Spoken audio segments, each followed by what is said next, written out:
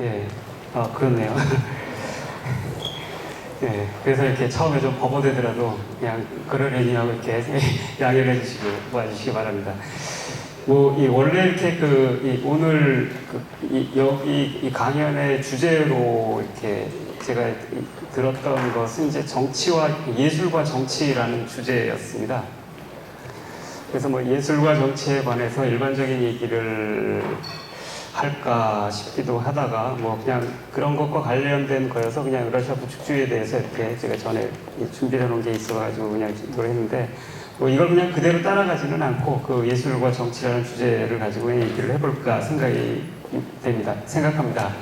조금 아까 있었던 강연도 보니까 예술과 정치, 아까 질문하시는 거 마지막에 보니까 그런 주제들이 다뤄지는데 괜찮겠죠? 예. 예술과 정치라는 말은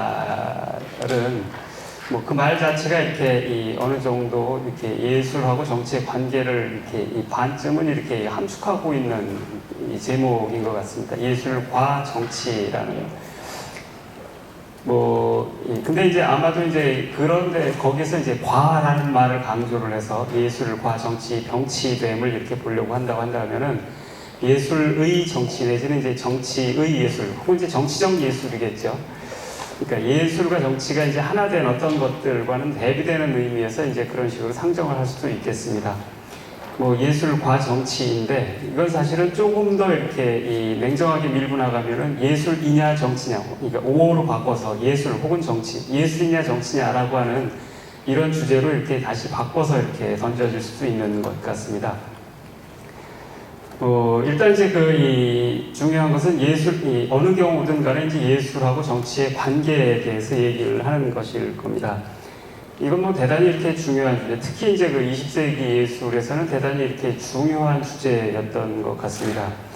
이 정치에서도 이제 중요한 주제였지만 예술에서도 중요한 주제였는데 이 정치에서의 예술과 예술에서의 정치는 어떤 비대칭성 같은 것들을 가지고 있고 이게 이제 정치와 예술이 계속 어긋나게 만드는 그런 이 엇갈림 같은 그런 이렇게 뭐라고 그래야 될까요? 이렇게 그런 사태를 이렇게 상당히 오랫동안 이제 만들어 왔던 것 아닌가 하는 생각이 듭니다. 그리고 이제 그런 것 때문에 이제 예술과 정치라는 것들을 이제 쉽게 결합하려는 시도들에 대해서 많은 사람들이 이제 부정적으로 보거나 냉소하게 되거나 이렇게 되기도 했던 것 같습니다. 그럼에도 불구하고 이제 예술을 한다 그랬을 때 좋든 싫든 예술에서 정치라고 하는 주제는 이제 피해갈 수 없는 것일 거라고 저는 생각이 됩니다. 피해갈 수 있는 경우는 이제 정치적 예술이라고 예술에서의 정치를 정치적 예술이라고 이렇게 말을 할 경우에 쉽게 피해갈 수 있습니다. 정치적 예술을 안 하면 되는 거니까. 그런데 사실은 20세기 예술, 현대 예술의 역사를 이렇게 보면은 미술이든 음악이든 심지어 대중음악의 경우에도 예술이라고 하는 것이 정치적 예술을 다루지 않는 경우에도 대단히 이렇게 정치적인 경우가 일반적이었습니다. 그런데 이제 예술에서 정치를 정치적 예술로 이해하는 한에서는 사실은 이런 현상들을 이해할 수가 없게 돼서 이 정치적 예술로 정치를 한정한다 그러면 20세기 예술사를 이해할 수 없다라는 굉장히 곤혹스러운 사태에 빠지게 됩니다. 여러분들이 생각하시는 예술에서의 정치란 어떤 건지 잘 모르겠습니다. 근데 이제 통상적으로는 예술에서의 정치란 하면 정치적 예술이라고 보통 이렇게 답을 합니다. 이런 답을 이렇게 가장 체계적으로 했던 것은 이제 리얼리즘이라고 부르는 이론이었습니다. 지금은 그렇게 많이 잘 안 보실 것 같은데 게오르그 루카치라는 사람이 원래는 헝가리 사람이라 지에르지 루카치라고 하는데 혹시 아시나요? 아시는군요. 아시는 분 한번 손 들어보시죠. 네, 그렇게 많지는 않을 것 같은데 70년대까지는 이렇게 진지하게 정치적으로나 이렇게 좌익적인 관점에서 혹은 진지하게 예술을 하려고 했을 때 이제 피할 수 없었던 사람이 이제 루카치라는 사람이었죠. 리얼리즘 이론을 이제 체계화하고 리얼리즘 미학을 체계화했던 사람이었습니다. 이 사람은 이제 이 사람이 얘기하는 입장이라고 하는 것은 그러니까 단순히 개인의 입장만은 아니고 1930년대 이후, 20년대, 30년대 이후 이제 소련에서 이렇게 정립된 리얼리즘 이론, 이런 것들하고 똑같지는 않아도 일정한 상승을 가는데 예술에서의 정치라는 관념은 아주 이렇게 동일한 거다고 이제 얘기를 할 수가 있습니다. 그것은 기본적으로 이렇게 이 예술이라고 하는 것은 이렇게 정치적 예술이어야 된다라고 하는 것이고, 그 정치적 예술이라고 하는 것은 물론 이제 이 좁게 얘기를 해서 뭐 이렇게 정치적인 사건들을 그리거나 묘사하거나 뭐 이런 거라기보다는, 그러니까 이 역사에서의 이렇게 이 역사 법칙이라고 예전에 부르던, 그러니까 뭐 프롤레타리아의 승리, 혹은 이제 역사 과정에서 이렇게 부르주아나 소부르주아들의 몰락, 뭐 이런 것들과 이렇게 상응하는 어떤 것들을 묘사한다든지 뭐 이런 것들이었어요. 그래서 이제 특히 이제 이런 이론들은 이제 소설에서 소설에서 나오는 것이어가지고, 소설하고 미술에는 어느 정도는 이렇게 쉽게 적용이 돼서 문학에는 굉장히 큰 영향을 미쳤지요. 그래서 뭐 70년대, 80년대 우리가 아는 많은 작가들의 작품들, 그리고 사실 소설은 지금도 리얼리즘 소설들이 뭐 이렇게 여러 가지 실험을 해도 결국 리얼리즘 소설들의 사람들이 손이 가기 때문에 그 실험적인 소설들은 굉장히 극소수고 여전히 주류는 리얼리즘 소설이지요. 그리고 이제 뭐 미술도 이제 그 묘사적인 성격들, 재현적인 성격들이 있기 때문에 대개는 정치적인 어떤 사건들이나 장면들을 재현하는, 리프레젠테이션하는 이런 식의 예술, 이런 것을 이제 이 정치적 예술, 혹은 이제 예술에 대해 정치라고 이제 생각을 했습니다. 근데 이런 관점에 서서 보면은 가령 문학에서 이제 카프카 같은 사람도 받아들이기가 어렵게 됩니다. 실제로 이제 리얼리즘 이론 안에서 이제 카프카를 둘러싸고 루카치라는 사람하고 다른 사람들하고 논쟁도 있었습니다. 유명한 논쟁인데, 카프카를 이렇게 리얼리즘 예술가로 인정할 거냐 말 거냐를 가지고 논쟁을 벌였었는데, 카프카하고 그러니까 이제 뭐 예를 들면 제임스 조이스라든지 마르셀 프루스트라든지 뭐 20세기 예술의 거봉들 같은, 20세기를 얘기를 할 때 빼놓을 수 없는 이런 사람들, 아니면 뭐 보레스 같은 사람도 그렇습니다. 이런 사람들은 이 정치적 예술 내지는 예술에서의 정치를 진지하게 다룬 사람으로서는 이게 평가할 수 없게 됩니다. 제외되는 거죠. 근데 이제 이 소설에선 그래도 이렇게 이 불행의 규모는 작습니다. 이런 작가들이 그다지 많지 않기 때문에, 그리고 그냥 제껴버려도 대중들이 워낙에 리얼리즘 소설들을 빨려 들어가기 때문에 그런데, 뭐 미술로 음악이나 시 같은 데 시에 들어가도 이제 시에서 이 정치적 예술이라는 것들은 사실 조금 난감해집니다. 정치적인 시들 읽어보시면 그 시라고 말하기 조금 어렵습니다. 그래서 뭐 시적 감성이 좀 있는 사람들이라면 그런 시들 이렇게 좋아하기는 정말 힘듭니다. 그리고 뭐 이렇게 실제로 시의 역사에서 중요한 평가를 받는 시들도 그런 거랑은 거리가 너무 멉니다. 음악은 더 말할 것도 없습니다. 이 음악에서의 정치라고 하는 것은 투쟁가들 만드는 것밖에 없게 됩니다. 그 아주 조잡하기 짝이 없는 음악만 남게 됩니다.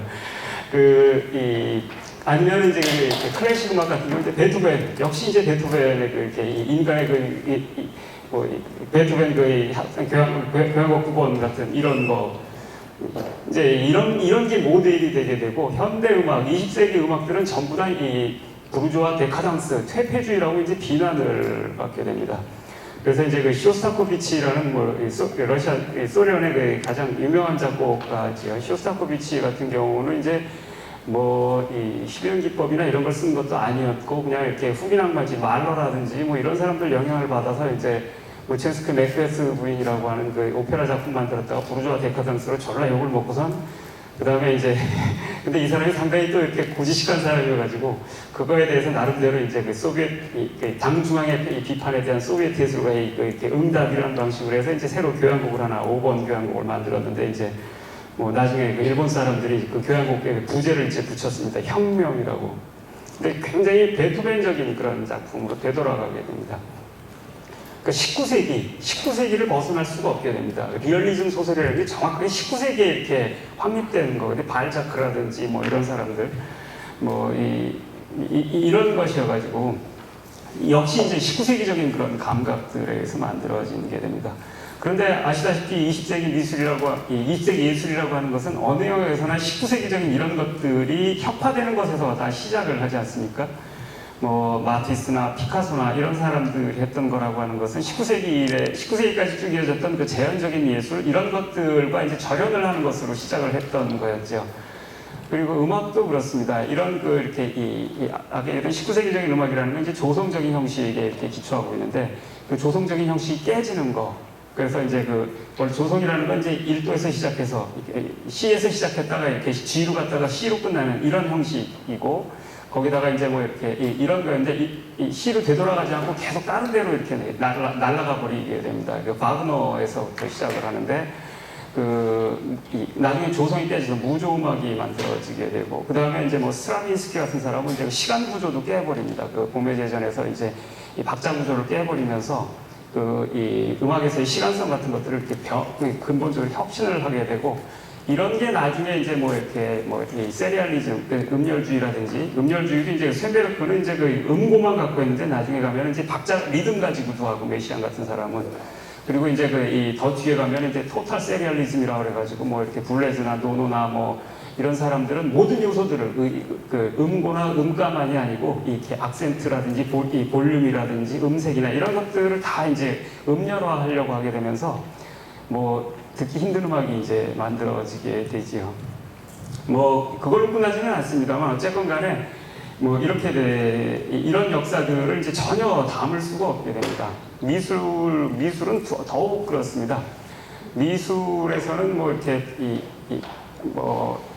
특히나 이제 그렇게 아방가르드주의라고 하는 것, 이 전위주의라고 하는 게 이제 19세기 입체주의, 큐비즘이나 아니면 포비즘 이후에 굉장히 이렇게 중요했었는데, 이 아방가르드주의를 뭐 어떤 사람들은 이제 20세기 전반으로 제한을 해서 쓰기도 합니다만, 사실은 미술도 다른 예술도 그렇겠지만 예술이라는 건 기본적으로 아방가르드가 아니면 안 됩니다. 왜냐하면은 남들 하는 거라고 하는 것은 자존심 상하는 일이고 작가로서의 위치를 독자적인 포지션을 얻을 수 없다는 뜻입니다. 자기가 독자적인 작가가 된다라고 하는 건 남들과 다른 어떤 고유한 지점, 특이한 지점들을 만들어내는 거기 때문에 언제나 기존의 주류적인 것들로부터 튀어나가는 어떤 것이 되지 않으면 안 됩니다.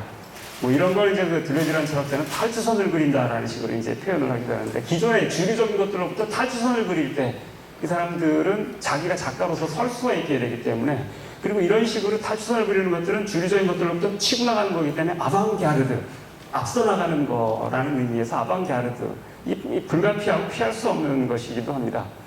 뭐 19세기까지 그냥 주제만 잘 잡아서 그냥 그렇다고 그리면 됐습니다. 근데 20세기에는 주제 잘 잡아서 그린다고 사람들이 예술가를 인정해주지 않죠. 뭐 새로운 어떤 표현 형식들을 만들어낼 때만 이렇게 예술가가 될 수 있습니다. 그렇기 때문에 필연적으로 이렇게 이 전위적인 그런 모습들은 이제 피할 수 없는데, 사실 이 전위라는 말, 아방가르드라는 말 대신에 이제 뭐 영어로 뱅가드라는 말을 쓰기도 하지만, 이거는 이제 이 정치, 가령 이제 레닌주의자들이 이렇게 정치에 대해서 얘기를 할 때 이 전위적인 요소들의 지도성이라고 하는 것들은 대단히 중요합니다. 이것이 이제 대중들을 이제 끌고 나가는 힘이라고 이렇게 견인차가 돼야 된다라고 하는 것을 자임을 합니다. 그런데 묘하게도 이렇게 정치에서는 이런 전위주의를 명료하게 표시를 하는데, 이런 전위주의자들이 예술에서 나타난 전위주의에 대해서는 잘 받아들이질 잘 못했다는 걸 뜻합니다. 30년대 이래는 완전히 그냥 19세기로 반동입니다. 되돌아가는 거였기 때문에. 이렇게 되면 이제 그렇게 정말 난감해지는 사태가 발생하는데, 이 포비즘 큐비즘 이후에, 그러니까 20세기, 1900년대 이후에 이 아방가르드를 자처한 사도가 엄청나게 많았는데, 그 가운데에서 미래주의자들 빼놓고는 전부 다 좌익이었습니다. 뭐 표현주의자들의 일부가 이제 그러기도 했고 했는데, 사실은 미래주의자들도 제가 보기에는 기본적으로 세계를 혁신하고 전복하겠다라고 하는 이런 문제의식을 갖고 있었습니다. 근데 이 사람들은 그러니까 그런 것을 이렇게 낡은 세계들을 혁파하는 어떤 전쟁의 힘, 파괴적인 힘, 그런 것들을 보기에는 속도라든지 아니면은 기계라든지 이런 생산이라든지 이런 것들에 주목을 하면서 전쟁 찬양을 하면서 이제 이 파시스트를 지지하는 방향으로 나아가지요. 근데 사실은 나치즘이나 파시즘이라고 하는 것은 이런 입장하고 거리가 굉장히 멉니다. 이 나치즘에게 결정적인 요소는 이 자본주의와 산업 문명에 의해서 파괴된 공동체를 어떻게 보존할 것인가, 이게 나치즘의 기본적인 문제의식이었습니다. 그래서 생태주의자들이었어요. 나치즘의 주류 분파 중에 주류들이 대부분 생태주의자들이었어요. 그리고 그렇기 때문에 이 미래주의자들하고는 이제 굉장히 상반되는 입장이었기 때문에 나중에 미래주의자들은 다 이렇게 배신당합니다. 다운 펼쳐야 되는데 그 배신, 왜냐하면은 배신은 처음부터 예정되어 있는 거였어요. 왜냐하면은 나치나 파쇼당 같은 경우에는 전부 이 기존의 공동체를 어떻게든 보존하려는 게 문제의식이었는데 그걸 위해서 전쟁을 일으켰는데 이 미래주의자들은 전쟁 때문에 취해가지고서 쟤들을 지지하는 방식으로 자기랑 반대 방향으로 가는 사람들을 지지했던 거였습니다. 어쨌건 간에 이제 그런 그 미래주의자는 제끼어둔다고 하더라도 예를 들면 이제 다다이스트라든지 아니면 초현실주의자들이라든지 이런 사람들 전부 다 명시적인 좌익들이었습니다. 이 다다 가운데는 일부 이제 그 독일 베를린 그 다다라든지 쾰른 다다라든지 이런 데는 명시적인 이렇게 이 노동자주의적인 입장도 있었지만 그게 아니어도 다다라고 하는 게 기본적으로 이렇게 이 처음에 이렇게 이 까바레 볼테르에서 이렇게 모여서 이렇게 그 소아레를 할 때 그런 걸 할 때부터 이 사람들은 반전주의자, 후고발이 누구나 다 전쟁을 피해서 이 반전주의자들이 전쟁을 피해서 도망쳐 오는 곳이었거든요. 거기서 남들 전쟁하는 시간에 다른 걸 했던 거였고, 그 바로 옆 건물에 이제 레닌이 살았다라는 아주 상징적인 그런 우연의 일치도 있었습니다만, 그래서 대부분 다 이렇게 좌익적이었습니다. 그런데, 그리고 이제 초현실주의자들은 더 좌익적이어서, 초현실주의자는 아시겠지만 이제 다다이스트였다가 이제 다 이렇게 초현실주의자가 된 브루통부터 다 그랬던 사람들이죠. 물론 이제 성향은 많이 다릅니다만 초현실주의자들의 경우에 1930년대 스페인 내전이 굉장히 중요한 이슈였기 때문에 스페인 내전에 대해서 이렇게 이 독재에 대해서 항거하는 입장을 지지를 대부분 합니다. 그리고 항거하는 입장을 레지스탕스 거기 해밍웨이도 이제 거기 갔었죠. 그렇게 국제여단 만들어가지고서 프랑코와 대결하는 그런 전쟁에 직접 참여를 했는데 이런 입장들 때문에 그 프랑코와 대결하는 그런 문제의식 속에서 예를 들면 이제 그 브루통이나 아라공이나 이런 이렇게 초현실주의자들이 전부 공산당에 가입을 합니다. 프랑스 공산당에. 그게 이제 그들과 싸우는 길이라고 생각해서 명시적인 공산당원입니다. 당원들. 그런데 공산당에서 이들을 굉장히 불편해하고 싫어합니다. 황당한 건데 자기들이 좋아서 자익적인 입장을 가지고서 예술하겠다고 들어왔는데 굉장히 불편합니다. 왜냐하면 공산당 주류, 공산당 간부나 공산당의 정치적인 입장을 가진 사람들이 이해할 수 있는 예술이 아니었거든요. 그들은 리얼리즘 예술을 선호했고 30년대에는 명시적으로 리얼리즘 선언을 이렇게 쓰게 되는데 그래서 아라공 같은 사람이 이제 아라공이 아주 곤혹스러운 위치에 처하게 됩니다. 이 사람은 초현실주의 주도적인 인물이었는데 프랑스 공산당 대표로 이 소련의 이제 그 작가회의인지 뭔지 하는데 이제 참가를 하게 됩니다. 근데 거기 갔더니 거기서 사회주의 리얼리즘 선언이라는 것을 거기다 서명을 하라고 그런 겁니다. 그러니까 그 사람이 프랑스 대표로 갔으니까 자기가 서명을 안 하면은 프랑스에서 서명을 안 하게 되니까 안 할 수는 없었어. 근데 자기는 사회주의 리얼리즘이 아니고 초현실주의잖아. 쉬르 리얼리즘. 그러니까 현실을 그래서 리얼리즘 비판으로 나온 거였거든요. 쉬르 리얼리즘은. 이걸 서명하기에는 자기 예술적인 입장에서는 받아들일 수 없는 거였고 고민을 하다가 그래도 대표로 갔으니까 그냥 할 수 없이 분위기도 그랬겠고 해서 그냥 서명을 하고 옵니다. 그리고 돌아갔다가 이제 그 브루통이나 이 엘리엇이나 이런 동료들한테 욕을 바가지고 퍼먹었어요. 야, 이 개새끼야, 네가 가가지고서 우리가 초현실주의 선언을 했는데 어떻게 가서 리얼리즘 선언을 지지를 서명을 하냐 라고 해가지고서 아주 대판이 이렇게 싸움이 벌어지고 그리고 이제 그래서 이제 대부분 초현실주의자들이 탈당을 해버리고 다만 아라공은 책임감이 있는 사람이었는지 자기가 한 것 때문에 책임을 지기 위해서 탈당을 하지 않고 끝까지 공산당에 남습니다. 이 사람은. 이 아이러니한 사태들, 이게 정말 황당한 거죠. 이렇게 좌익적인 입장에서 예술을 하겠다고 그러는데 공산당에서 이 사람들을 배제하거나 쫓아내거나 아니면 못 받아들이는 이런 사태들. 그러니까 굉장히 아이러니한 겁니다, 이거는. 그러니까 이 예술가들은 자신들이 하는 이런 이 예술적인 초현실주의자들이 그림을 그릴 때 이거는 자기는 혁명을 한다고 생각하고 그리는 겁니다, 이 사람들은. 근데 이 사람들 눈에는 이제 달리 그림에 나오는 몇 개 붕붕 떠있는 레닌 그림밖에 이거 말고는 뭐 니네들 예술을 정치라고 할 수 있는 게 뭐가 있니? 라고 하는 이런 무식하기 짝이 없는 이런 생각을 할 수밖에 없었던 겁니다. 근데 그거는 개인의 무지가 아니고 사고방식의 무지인 겁니다. 리얼리즘이라는 관점에서 본다 그러면은 레인이 나오든 노동자가 나오든 빨간 깃발이 나오든 이런 게 나와야지 정치 예술이지, 정치적 예술이지, 예술에서의 정치지. 니들은 이상한 꿈이나 그리고 그러는데 그게 무슨 예술이고 그게 무슨 정치적인 거냐. 부르주아 주관주의고 퇴폐주의고 어쩌고저쩌고 이렇게 되는 거죠. 그렇게 되면서 이제 이런 것들이 다 배제가 된 거예요. 다다이스트도 그렇고 초현실주의도 그렇고 그 이후에도 마찬가지입니다. 이 말은 무엇을 뜻하는가 하면은 그 리얼리즘이나 혹은 정치적 예술에서의 정치적 예술을 이해하는 그런 방식으로는 예술에서의 정치를 제대로 다룰 수 없다라는 걸 뜻한다는 겁니다. 그리고 20세기 예술사 어떤 것도 사실은 다룰 수가 없게 됩니다. 19세기 예술에다가 모든 예술을 두들겨 맞추는 아주 반동적이기 짝이 없는 시대착오적인 그런 그 사태들이 벌어진다는 겁니다.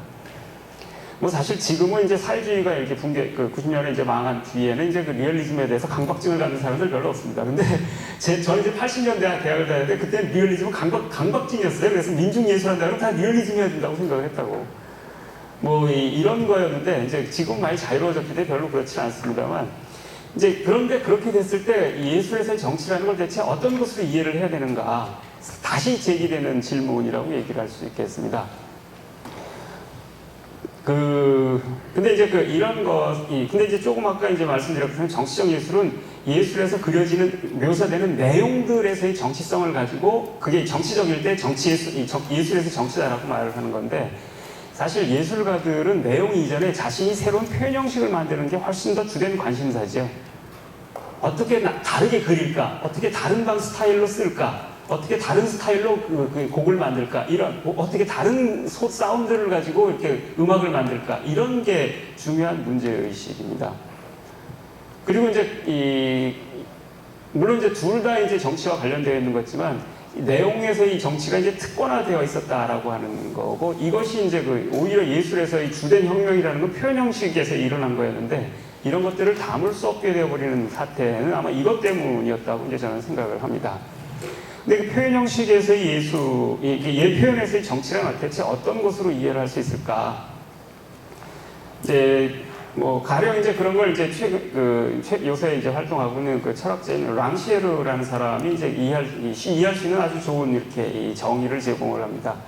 랑시에르라는 사람은 이제 이 정치라고 하는 것을 이렇게 보이지 않는 것을 보이게 만드는 것이라고 얘기를 합니다. 예를 들면은 이건 이제 예술과 상관없는 영역에서 얘기를 할 수 있는 겁니다. 예를 들어서 그 새만금에 이렇게 뚝을 만들고 새만금에 이렇게 간척 사업을 하겠다라고 했을 때, 혹은 4대강에다 콘크리트 처바르겠다라고 개발을 하겠다라고 했을 때, 거기에 살고 있는 생명들의 숫자가 목숨의 숫자로 세워지면은 그들이 살고 있는 것들이 눈에 보이면 그렇게 할 수가 없습니다. 그렇지 않겠어요? 만약에 거기서 살고 있는 사람들이 있는데 어떤 걸 하기 위해서 그 사람들이 거기서 살 수 없게 된다 그러면 그 일은 개발이니 뭐니 해도 하기가 쉽지 않습니다. 철거민들이 잘 보여주는 거예요. 싸우잖아. 근데 개발을 할 때 철거라고 하는 건 뭐냐면 그 사람들을 보이지 않는 것을 간주하고 밀어붙이는 겁니다. 있어도 보이지 않는 것들, 살아있어도 생명의 숫자로 세매지지 않고 숫자로 세어지지 않는 것들, 이런 것들이 있는 겁니다. 우리가 보통 마이너하다 혹은 이제 소수적이다라고 부르는 소수자들이 주로 그렇습니다. 그래서 그런데 이제 거꾸로 이렇게 보이지 않는 것들을 보이게 만드는 것. 예를 들면 이제 그 환경운동을 하는 사람들이 거기서 이제 뭐 삼보일배를 하면서 새만금에서 서울까지 이렇게 절을 하면서 오기 시작했을 때 거의 보이지 않는 것들을 사람들이 비로소 보기 시작하게 되는 거죠. 이런 게 정치라는 겁니다. 그 사람들은 어떤 정치적 이슈를 제기한 게 아닙니다. 그 개발 사업에 대해서 근본적인 질문을 한 겁니다. 인간들만 보고서 인간들을 위해서 이런 식으로 개발을 하는 게 과연 적절한가라는 그런 질문이었던 건데, 목숨 혹은 뭐 이렇게 뭐뭇을 위하여라고 하는 데에서 보이지 않던 것들을 보이게 만들었던 겁니다. 이것은 뭐 다른 데도 마찬가지입니다. 예를 들면 지금 불법 체류자라고 이렇게 공식적으로 비난받는 사람들, 그 이주노동자들입니다.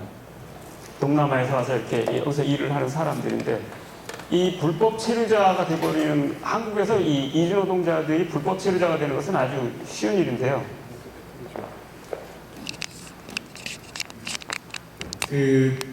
지금은 이제 산업연수생제도는 없어졌습니다. 산업연수생제도가 이제 아주 그런 걸 잘 보여줍니다. 94년인가 만들어져가지고 이렇게 한 10년 있다가 이렇게 나중에 악법 중에 악법, 그 노예제, 인신매매에 관한, 인신매매 성격을 갖는 그런 악법이라고 미국에서 비난을 받습니다. 미 국무성에서. 그래가지고 이제 이렇게 공존하다가, 고용허가제랑 공존하다가 없어졌는데, 산업연수생이라는 건 뭐냐면 사실은 한국에서 인력이 필요하고 3D 업종에 사람들 안 갈라, 여러분도 안 갈라 그러잖아, 그지?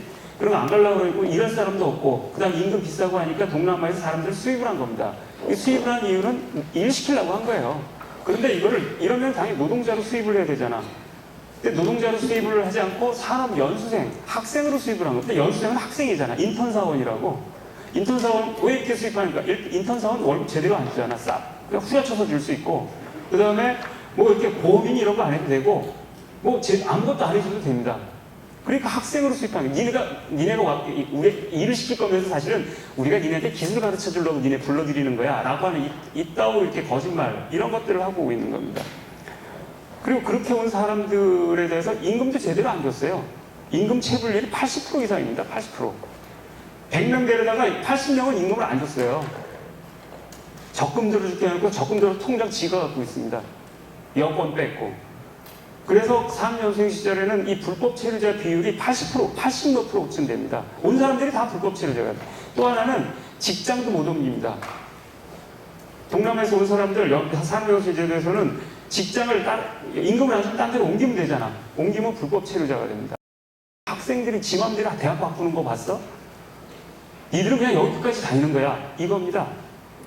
그래서 직장을 옮길 수가 없게 해놨습니다. 월급을 안 줘도 딴 데 못 갑니다. 가는 순간 불법 체류자가 됩니다. 이게 우리가 이제 그 사람들 데려다 써먹은 방식입니다. 이렇게 해서 불법 체류자가 되는 순간 이 사람들은 이제는 한국에는 존재하지 않는 사람들이 됩니다. 있어서는 안 될 사람들이기 때문에 있어도 보이지 않는 사람들이 됩니다. 그렇게 되는 순간 이 사람들은 이러다가 이렇게 손목이 잘려서 병원에 안 데려갑니다. 있어서는 안 되는 사람이기 때문에 산재 처리도 안 됩니다. 산재 처리 안 되면 그 자본가가 이 사람들을 치료를 해줄 것 같습니까? 안 해줍니다.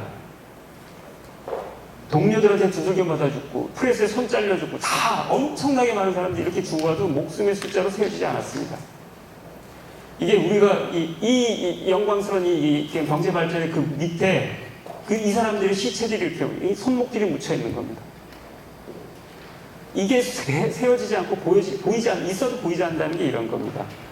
그래서 이 사람들이 더는 못 견디겠어서 그 90몇 년인가 그 명동성당에서 모여서 일하러 돈 벌겠다고 왔던 사람들이 명동성당에서 모여서 1년 동안 농성을 했습니다.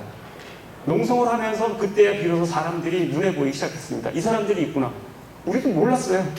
대부분 사람들이 잘 몰라. 지금도 잘 몰라. 그 사람들이 뭘 하고 뭘 어떻게 하고 있는지, 어떻게 고생하고 있는지 몰라. 그걸 하면서 이 사람들이 눈에 보이기 시작했을 때 이 사람들이 한 농성은 이런 거야말로 정치라고 부르는 거라는 겁니다. 정치는 의사당 주변이나 저기 정부 부처에서 하는 거 이런 게 정치가 아닙니다. 그거는 치안이라고 합니다. 치안, 폴리스. 있어야 될 자리에 사람들이 제대로 있게 하는 거. 딱 자리에서 벗어나는 순간 불법 체류자가 되게 만드는 거. 이런 게 치안입니다. 그래서 되돌려 놓는 거 혹은 벗어난 놈들은 쫓아내는 거. 이런 거야말로 치안이잖아요. 이게 법무부라든지 정부에서 하는 거잖아요. 이런 건 치안이, 폴리스예요, 폴리스. 반대로 정치란 무언가 이렇게 있어야 될 자리에 있어야 된다라고 하는 자리에서 벗어나기 위해서 자신의 자리를 만들어내는 것. 주어지지 않은 몫에 대해서 달라고. 불법 체류자라도 우리는 먹고 살아야 돼. 손목 잘렸으면 치료받아야 된다고 달라고 하는 것. 이런 게 정치고, 이름으로써 보이지 않는 자들이 보이는 게 정치라는 겁니다. 그런데 이것은 이런 영역만이 아니고 감각의 영역에서 마찬가지로 적용될 수 있는 정입니다. 그리고 이제 자격 없는 자들이 자격을 주장하는 거. 불법 체류자들은 자격이 없잖아, 그죠? 근데 이 자격을, 우리 노동자다라는 자격을 달라고 요구를 하는 거. 이런 게 정치라는 겁니다. 그런데 이 감각이라고 하는 것, 이 그림 미적인 것, 이것이 이제 이거랑 직결되어 있습니다. 이 미학이라는 단어를 표시할 때 aesthetics라는 말을 쓰죠, 그죠? aesthetics라는 건 aesthesis라고 하는 그리스어에서 나온 건데, 이 말은 원래 감각학을 뜻하는 말입니다. 그래서 이렇게 원래 칸트가 쓸 때에도 aesthesis를 그래서 이 사람은 하나는 umlaut를 짓고 하나는 a라고 이렇게 두 개로 구별을 하기는 하는데, 미학과 감각학이 이 의미가 동시에 있는 거였습니다. 그런데 이건 대단히 이제 중요한데, 미적이라는 건 어떤 건가, 혹은 감각이란 어떤 건가, 여러분들은 눈앞에 있는 것들을 존재하는 모든 것들을 보십니까? 그런 일은 일어나지 않습니다. 우리는 세상을 있는 대로 본다라고 생각을 하지만 있는 대로 결국 보는 게 아닙니다. 이 투시법이 세상을 있는 대로 재현하는 방법이다라고 하는 것은 환상이었다라는 게 이제 20세기 들어와서 드러나잖아요. 그죠? 그 환상인 거 코드입니다. 코드.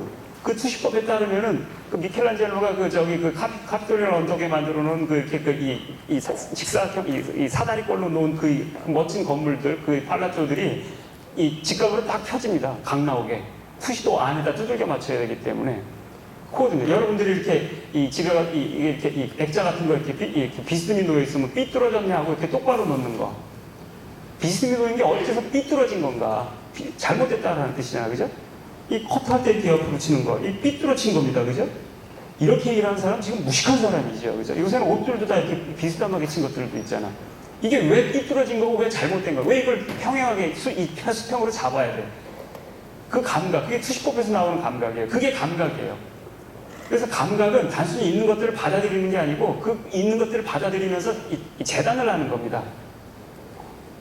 그런데 그 재단하는 방식은 투시법이 있기 이전과 이후 서양도 달랐고 투시법이 있던 세계와 그렇지 않은 세계가 아주 달랐던 것처럼 사실은 투시법 이후에도 붕괴된 이후에도 여러 가지 그 다른 종류의 집합적인 감각의 체제라는 게 있을 수 있는 겁니다.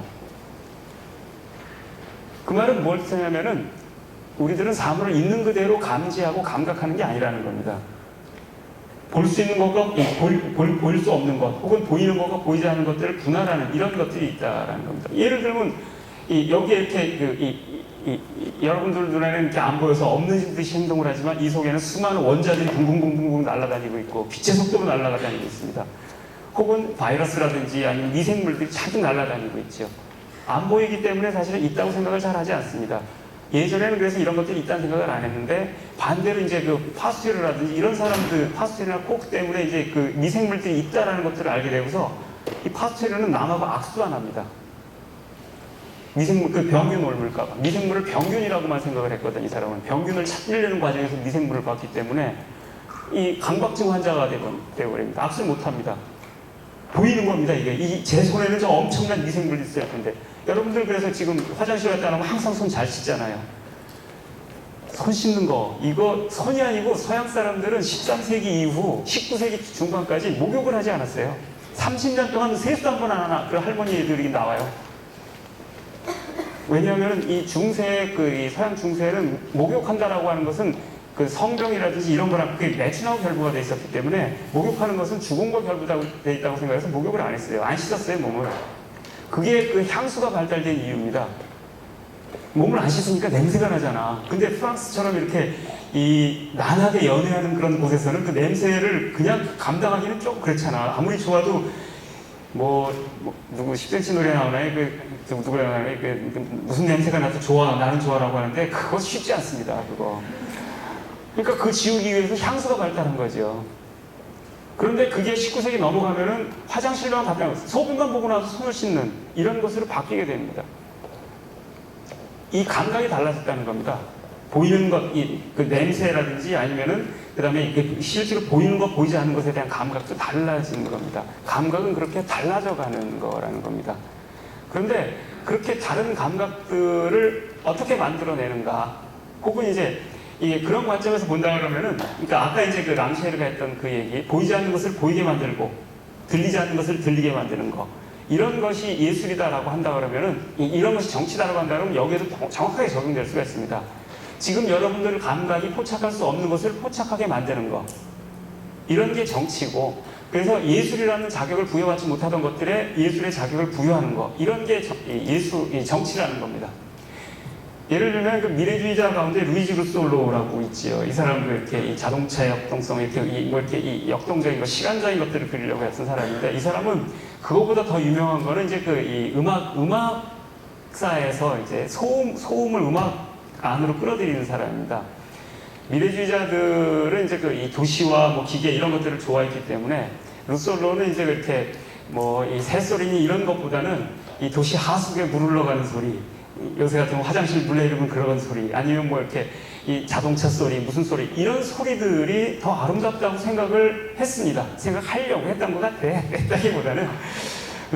그래서 그 사람은 그런 것들의 아름다움을 아름답다는 걸 알려주고 싶었던 거고, 그래서 이제 그거를 이렇게 음악화하기로 합니다.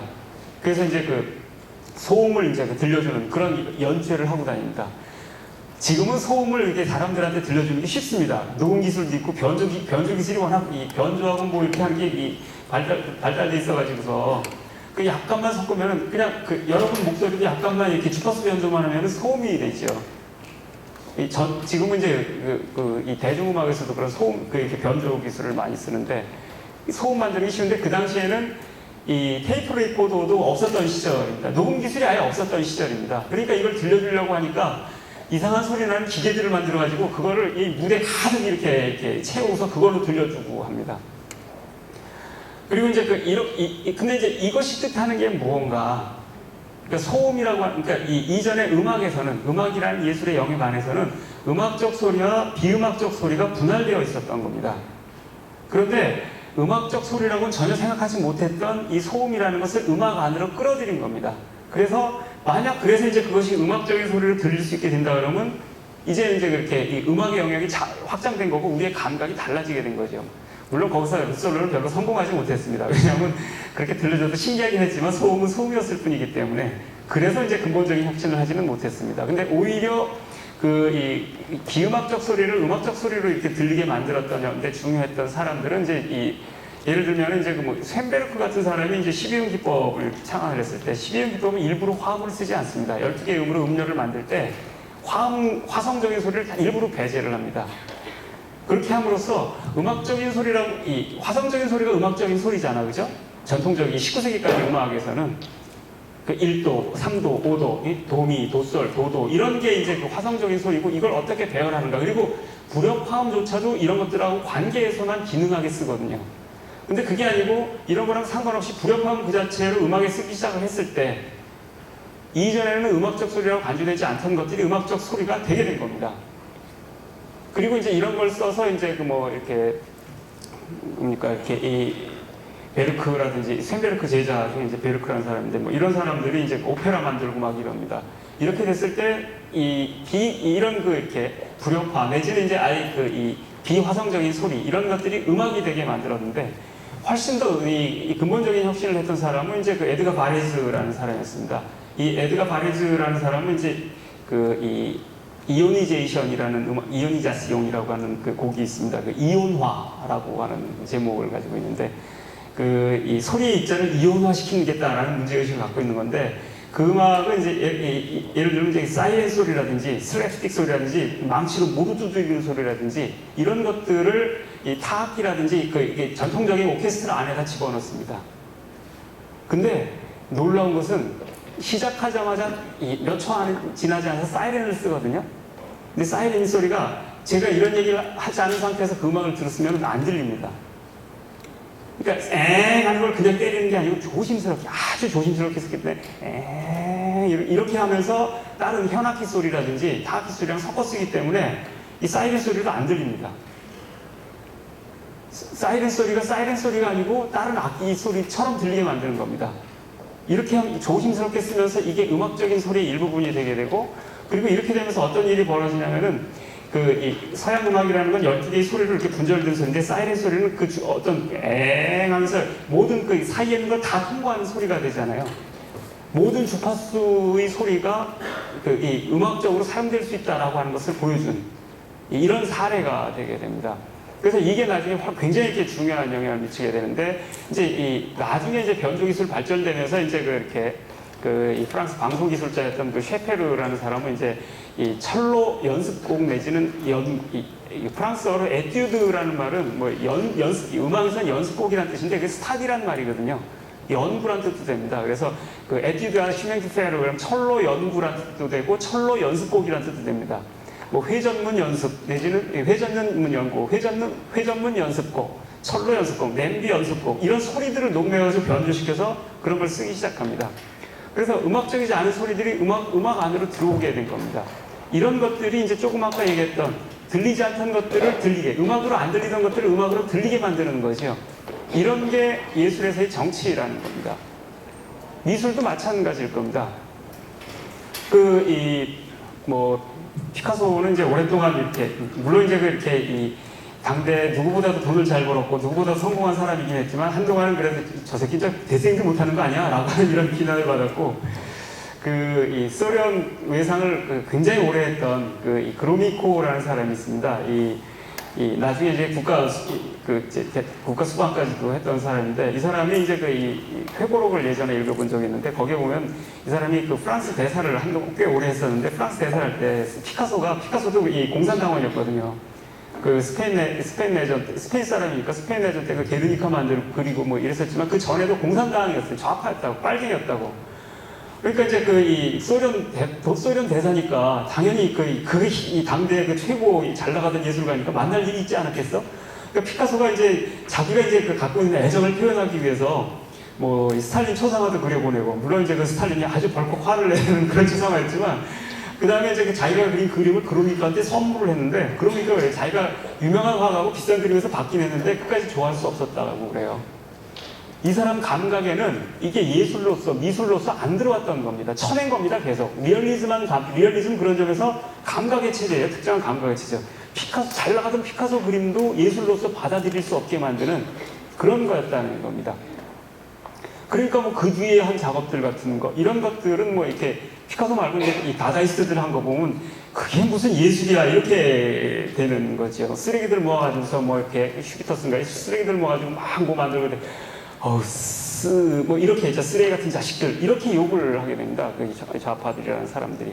근데 사실은 그런 게 뭐 나중에 이 뒤유패가 그런 얘기를 한 적이 있지만, 왜 우리는 이렇게 여우 목도리를 걸치고 이렇게 이쁘다고 생각을 하면서 여우 내장은 걸치지 않는가 라고 하면서 이렇게 카카이즘, 진흙과 똥, 이런 것들의 미를 얘기를 했을 때, 사실은 우리가 갖고 있는 감각이라는 것들에 도전을 하는 거지 않습니까? 그런 방식으로, 뭐 쓰레기를 쓰는 건 그 앞으로나 뒤로나 많이 있었지만, 이런 방식으로 우리가 아름답다라는 감각을 바꿔버리는 이런 혁명적인 실험, 이런 것이라고 이해를 할 수 있는 걸 겁니다. 이 뒤샹이 이제 20세기에 가장 중요한 예술가가 되는 건 그런 것 때문이죠. 예술이라고 생각 안 했던 것들을 쑥 집어넣고서 난 이걸 예술이라고 이렇게 주장을 하는 이런 사태들. 그래서 당대 아방가르드들도 이렇게 자기 동료들도 받아들이지 못하게 만드는 그래서 그런 의미에서 그런 종류의 스캔들 없이 어떻게 예술이 계속 존속할 수 있는가라는 이런 질문들을 가지고 있었던 거 아닙니까? 이런 것이 바로 그렇게 예술이란 이런 거야라고 하는 감각들을 끊임없이 깨면서 사실은 예술보다 더 근본적인 층위에 있는 감각 자체를 혁신하려는 이런 시도였다고 얘기를 할 수 있을 겁니다. 그리고 이런 점에서 사실은 이 모든 사람들은 대부분 그런 점에서 그러니까 예술에서의 정치를 가동시키고 있었다라고 말을 할 수 있습니다. 그럼 대중음악에서도 그렇습니다. 부축주의는 그냥 접죠. 안 되겠네.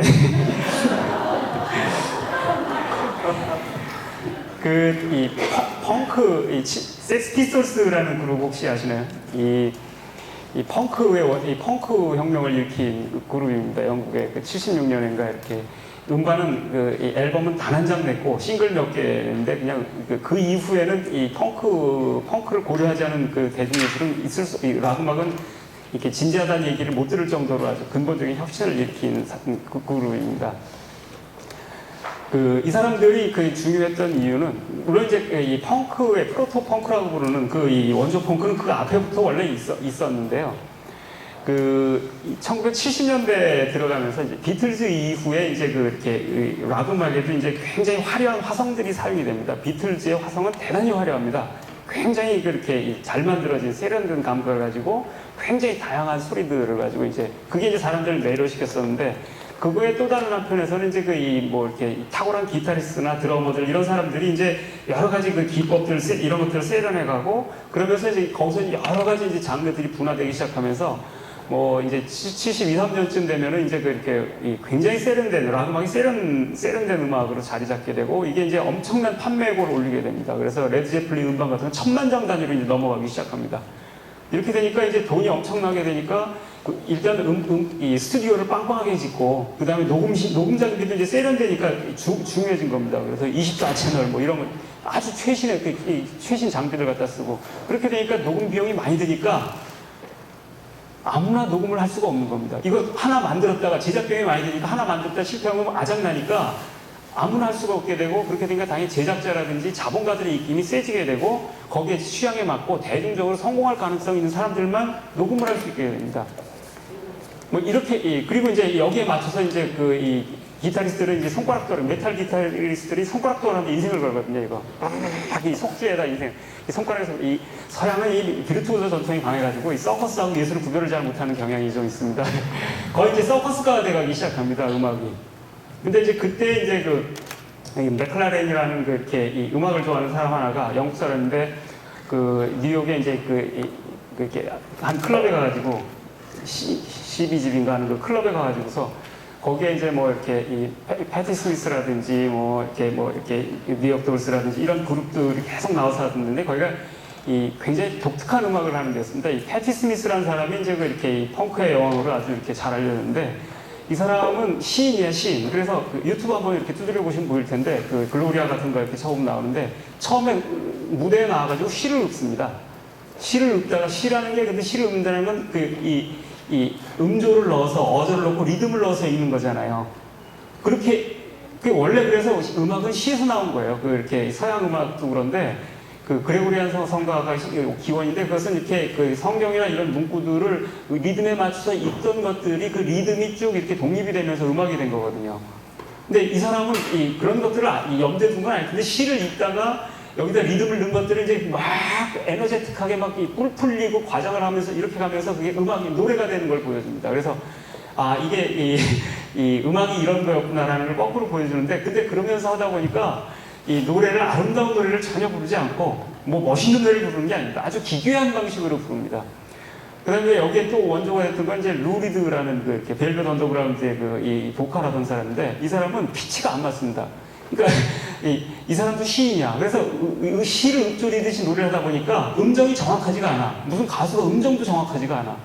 이 밥 딜런도 이 음정이 정확하지 않은데 이 사람도 음정이 정확하지 않은데 그게 거꾸로 이 기존의 정확한 음정들을 정확하게 연주하는 것들을 와해시키는 이런 것들로 이해될 수 있는 거죠. 그래서 맥클라렌이라는 사람이 이제 그걸 보고서 한 1년 동안 거기서 이제 그거 공연 보다가 영국으로 다시 돌아가서 런던에서 이제 뭐 이렇게 이 밴드를 하나 만들고 밴드 그 매니저를 자처하면서 밴드를 만들고 그 다음에 이제 뭐 이렇게 뭡니까 패션샵 이런 것도 하면서 펑크 패션이라고 그러죠. 이렇게 쇠줄 달고 가죽에다가 뭐 해골 바가지 있고 이런 거랑 같이 결합해가지고서 이제 펑크 일종의 마니페스토 선언문을 그냥 이렇게 음악적으로 날려버린 겁니다. 그런데 그때 섹스 피스톨스의 유명한 이 주장들은 뭐예요? 3코드주의. 우리는 코드를 3개나 알고 있다. 코드가 3개인 건 가장 단순하게 짝이 없는 노래거든요. 그건 뭐냐면은 비틀즈 이후에 코드가 굉장히 뭐 여러 가지 감화음, 증화음 여러 가지 써가면서 아주 화려하게 돼가는 색채적인 음악이 돼가는 거에 대해서 우린 코드 3개면 돼. 라고 해서 일부러 그런 것들에 반해서 단순화된 소리를 자처한 겁니다. 연주도 넌 기타를 잘 치니까 드럼을 쳐. 이런 식입니다.